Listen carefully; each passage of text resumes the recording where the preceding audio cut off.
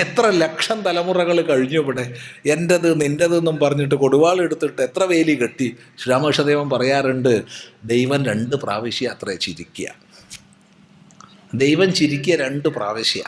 ഒന്ന്, ഡോക്ടർ പറയുകയാണ് നിങ്ങളുടെ രോഗമെല്ലാം ഞാൻ മാറ്റിത്തരാം. അപ്പോൾ ദൈവം ചിരിക്കും. മനസ്സിലായില്ലോ?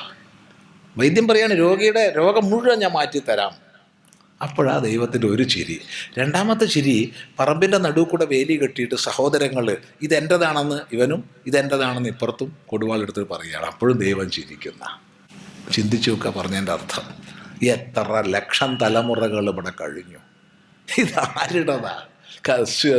ധനം ആരുടേതാ? ഈ ധനമൊക്കെ നമ്മൾ ട്രസ്റ്റി ആയിട്ട് ഉപയോഗിക്കാനുള്ള അധികാരമേ നമുക്കുള്ളൂ. ട്രസ്റ്റിയാന്ന് ഓർമ്മിച്ച് ജീവിച്ചാൽ നല്ലത്.